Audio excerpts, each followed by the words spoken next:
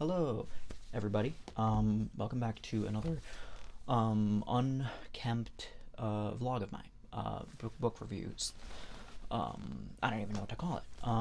This is I'm hoping with the hair that some type of self-corrective, natural, nature will take care of itself somehow, and will just kind of eventually grow long enough to the point where I can actually style it. But more often than not, that's just not the case. So. But fingers crossed. I mean, but yeah. Other things I might be doing is getting some type of theme song type of thing for this type of thing. I just don't know where or when, how, but melding music in this together doesn't seem.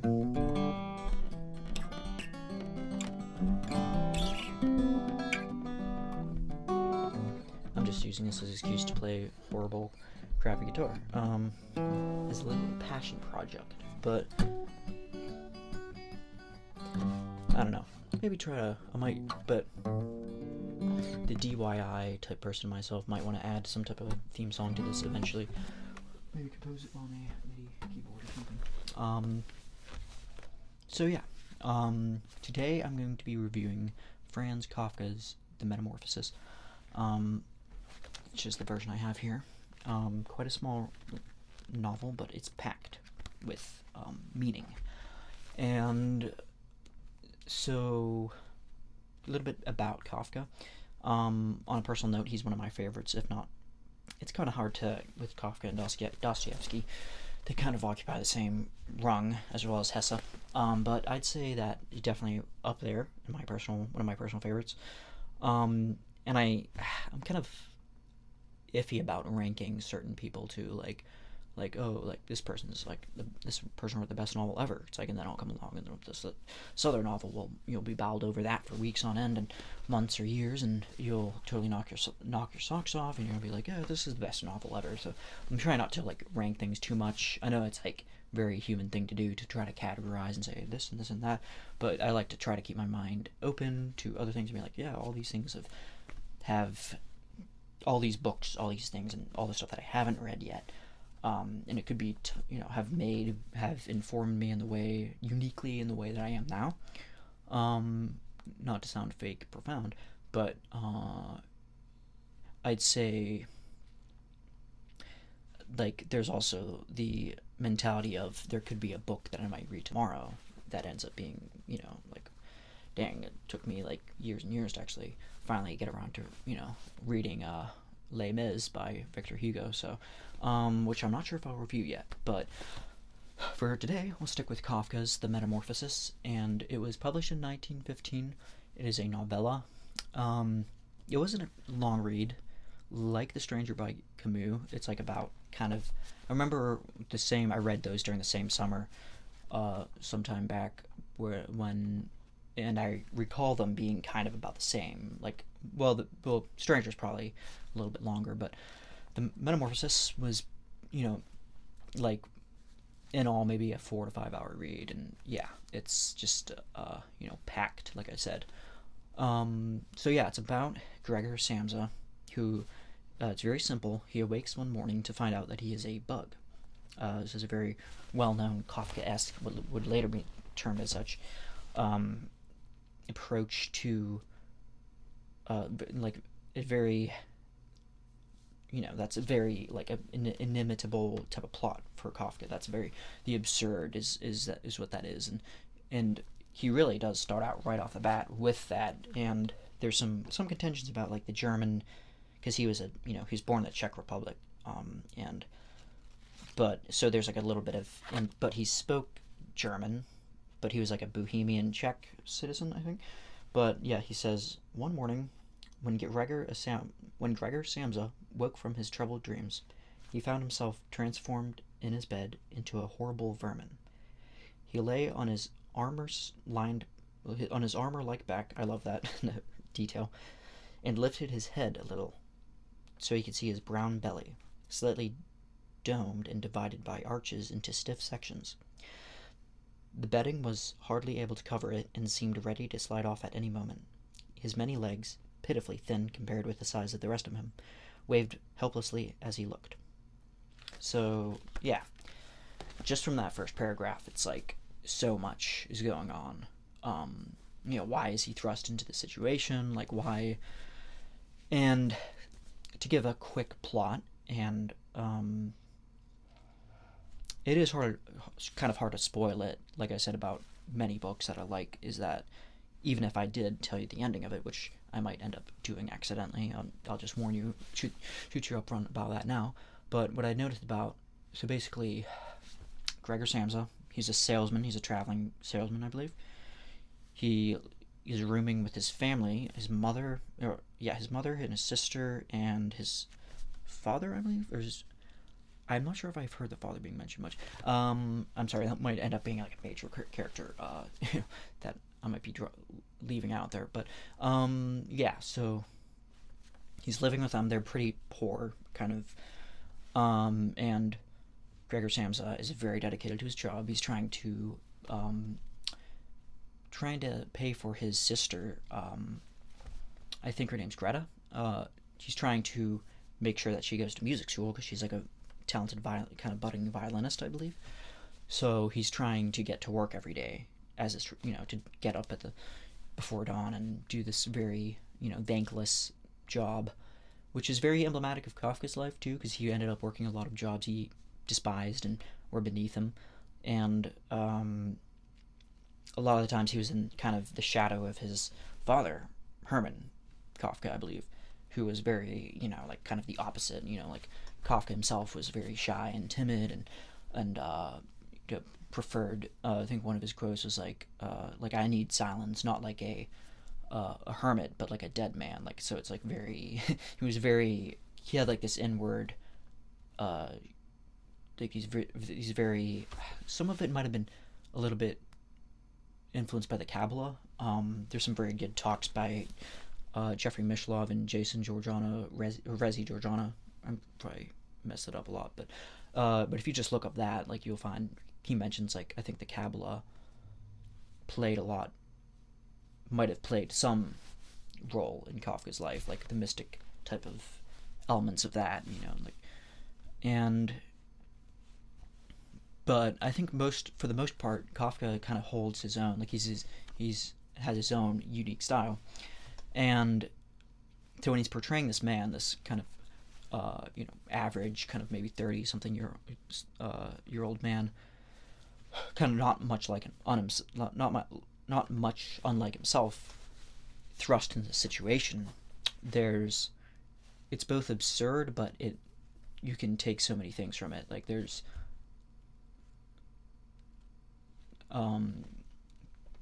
so to give more away, to kind of explain what I'm talking about, is eventually he tries to communicate with his family, and there's nothing he can do because he's transformed on his back. He's like the size of a bug. He's the size of a little, I think Nabokov said it was a beetle, but there's some disagreements by different scholars who've looked into it. I believe the word is vermin. I think the actual German word, it's it's like it's like das Vandervug or something, but so how does he communicate to his family that he's like this? Well, you can't. You're just thrust in this very cagey, very like you're robbed of the very things that you're so like linguistics, all capacities for communication are completely out of the book, are off, the table. So he tries,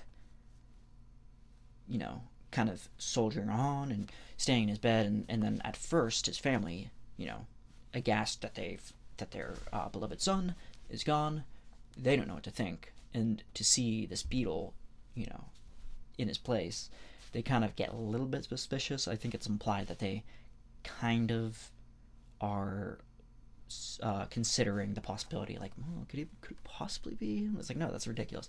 So they end up kind of keeping the beetle in there, and then his sister goes in, I believe, like, feeds him milk, and it's very sad. It's very, like, if I'm laughing, it's only because there is definitely a funny side to Kafka. I mean, believe he was somebody who you would hear late at night laughing at his own stories too, like just like reading aloud his own stories and just laughing out loud. And I believe when he was doing research for the castle, which I might do later, a little bit of a larger work, but I believe he left it unfinished. It's literally mid-sentence he left it, but I believe there's like an introduction. So it's been like 4 years, so I'm really hazy on what the introduction was, if this was something he was doing. But like I think in Kafka's own job life and his career, I think because he was an insurance clerk, and oddly enough, his job was to track down missing limbs of like insurance clients, which is like that is so Kafka. Like it's like his own job was to do something so like absurd and and ridiculous, but it's like, but I guess in Czech Bohemia, like it was a very, you had, from what little I know, there was like the strong kind of perfume of monarchy, and there's lots of divisions, and states were changing constantly, and I think like it was a very tempestuous time, I believe. So it was very, and for Kafka himself, like he rarely ever took like much of a vacation. Like he never really got time off, even up until his untimely death at the age of about 40, I believe, due to a bout with tuberculosis, I think. But he wrote all these works, and like none of them got published because his friend and literary executioner, Max Brod, was able to kind of get them out there. And I believe there's some papers that did journals at the time, like okay. Where was I? Kafka, he was at a meeting, and he was laughing out loud because of like the insanity of it. Like it was just like, I think it was implied that whatever it was, like they were arguing about like the stupidest things, and like it was just like this bureaucratic type nightmare, and this is this type of thing that I think he both found it funny. I think people found he had more of a sense of humor than people kind of think. So because you get the sense that he's a very dark type of person, and his life was just like endless turmoil and hardships, which it was in a lot of ways. Like he had a lot of tragedy. I mean, he lost, I think, all 3 of his sisters, I believe, in the Second World War and in the Holocaust, because they were all Jewish. So yeah, very So going back to the novel, so Gregor Samsa is at a loss of what to do, and his family, as are his family. Eventually, it gets to the point where they're second guessing if he's even worth taking care of, like even feeding little dishes of milk underneath the sneaking that in the middle of the night is like beginning to be too much. And there's a certain moment, a climactic moment, which is very tragic, I think, when I think Gregor Samsa, in the form of this bug, tries to like reach out to his sister, and so there's a very dramatic moment where Gregor Samsa approaches his sister and tries to, in the form of the bug, try to relay some sort of message that that's him. But he hears the sound of her playing the violin, and is drawn to it, and so he tries to like listen in, and I think he gets close enough to the point where they see him, and they just freak out. Like they're just like, like that's it. Like both his parents are just like, yeah, we're no more of this. Like and it's an understandable type of dilemma. I mean, and so the next day, and this is where I'm spoiling it here, so just shouting out, they end up, the bug is battered. I believe they get a bit of a scuffle where it like runs around, and the father tries chasing it down, and poor Gregor Samsa just gets completely kind of, battered up and browbeaten and thrown back into his room, and eventually he, dies slowly over the next day because of a lack of any meals or any, sustenance. So yeah, it ends on this very dark note. And yeah, like that's why Kafka is so brilliant in my mind, is within so little in this novella, this book, like there's so much, like so many different themes and narratives and social commentaries, but like, like it's the predicament that his family faces is both understandable because they can't possibly know that it is him, and some people won't understand it, and I'll admit myself, like I didn't quite understand it at first. I had to like cogitate on it a little bit and process it over the the years, and after reading it again, I found it to have more layers to it. Like it's not just on its face about a man who turns into a bug. Like, no, there's so much more to that. There's there could be a religious persecution type of thing, like where the second somebody's which could be in part possibly to the fact that Kafka was Jewish, and he felt kind of out of place in that Czech bohemian type of place, where everything's kind of clustered and very very industrial, and kind of maybe he felt out of place. And there's another part of him that felt alien. Alienation's a big theme in Kafka too.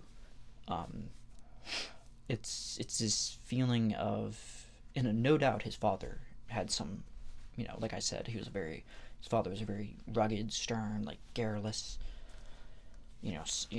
athletic person, and seeing the contrast between him and his son, like a complete opposite in personality, just like bombastic and this and that, and Kafka thin and diffident and timid of the world, and not wanting to hurt anybody, and like that very emotion of just like wanting to be, you just step on me like a bug, just get rid of me, like in The Judgment, another brilliant short work by him. Like that's the same thing, like being judged, like all of a sudden just arbitrary judgment is a big thing with Kafka, like at their father getting up from his rest and just being like, you were lying, like you like I know you weren't, like I wasn't sick this entire time. It's like, what? And then just like laying judgment on you for no reason. I just like, and then where it's better for you just to like just jump off a a bridge into a falling, just like to your death. And that's big thing with Kafka, is that the theme of feeling of guilt, of feeling helpless in a situation, feeling isolated, alienated. Gregor Samsa is in that very same situation, and although Kafka doesn't explicitly state what it is, like, oh, then this is a religious type of thing. No, he never. He leaves it up to the reader. I know that's a bit of a cliche, but Roland Barthes, with The Death of the Author, has a very good take on that. On the fact that the second you actually write a work, it is totally free to interpretation. And that sounds like a little bit prideful part of you or me would probably want to say, like, no, I wrote it. Like, if I penned and authored and have my say in what I did, can't I at least, like, just like say, no, this is what I meant? Because there's so many different things of, like, like, it's hard to imagine Dostoevsky without knowing about, like the Petrovsky circle, or his faux assassination attempts, his epilepsy, and all that, and to the point where Freud was like talking about like guilt and patricide, and his novels showing up, and the reason that Dostoevsky was so guilty, according to Freud, which I'm not sure if I agree with. I'd have to look more into it, but the reason why Dostoevsky was so contrite was because he ultimately felt guilty for his father's death, I believe, at the hands of his serfs. Very nebulous territory. I'm not ready to venture into that yet, just out of the blue. But same that the part of me wants to put labels on things and say, well, like, I can't just let it, like, a part of, I think, and I'm still of two minds about this, part of me wants to read and understand Kafka, but I also want to kind of know what was his life like, what was it, to get a more intimate glimpse into his life. So yeah. There's also some things, I'm not sure if other people have noticed this, but it's just like something on my own intuition that I've noticed with this book is that I've seen some correlations with like mental illness too, because there's something very prescient about the fact of, if say you have amnesia or some form of debilitating disease, you lose your neurological your capacity. You're otherwise totally like able to speak, able to commune, able to express emotions, able to retrieve memory, like all these things. And then this goes right into the the heart of the philosophy of like selfhood too. Like, what is the self? Like ontology, the ethics of that. Like, what happens when somebody has amnesia? Is somebody still the same if they lose that very part of themselves that they call them?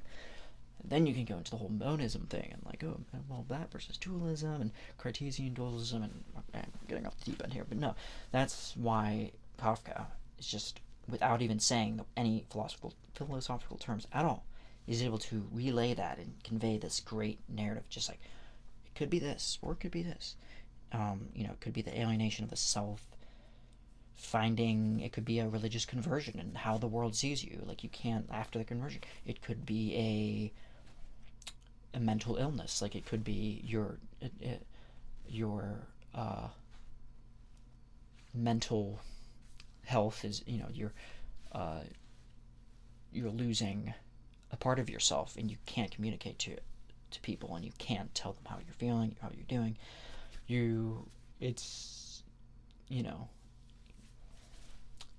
Yeah, there's so many things to it. So yeah, that's all I have for today. I hope I can salvage something of this video. I know that was a little bit more off the cuff than I hoped it would be, but hopefully I'll be able to do something with it. So yeah, that's all I have for today. And little caveat, not sure if I should really blend this in to the same, consolidate this into the same vlog, just because it's easier for me so I don't have to do 2 separate uploads. But really just like a quick update on personal life things, like as much as I hate talking about that type of stuff. Part of me wants to just like cling away from that and just be like, I just want to write and do my own thing and work on my various projects of different endeavors, and not do the whole entire time part of it that's like talking about myself and all that, because I really hate that. But yeah, still training for a marathon. Was able to actually somehow through divine inspiration, was able to get out 23.5 miles, I guess, with some bursts of running and having to refuel, because I'm horrible diet, as far as understanding my diets and what I eat best. All I know is that like I like crap tons of carbs, so I just keep refueling in midst of when I feel kind of hitting a wall. I'll just obviously just like eat some type of like Cliff Bar or something and just stuff my face with whatever calories in general. Macro, I think definitely carbs, tons of carbs. But yeah, like I said, I need to get into a certain thing where I'm like more electrolytes, more of this, and things that getting things, but yeah, keep you guys posted on that. So see you later. Bye bye.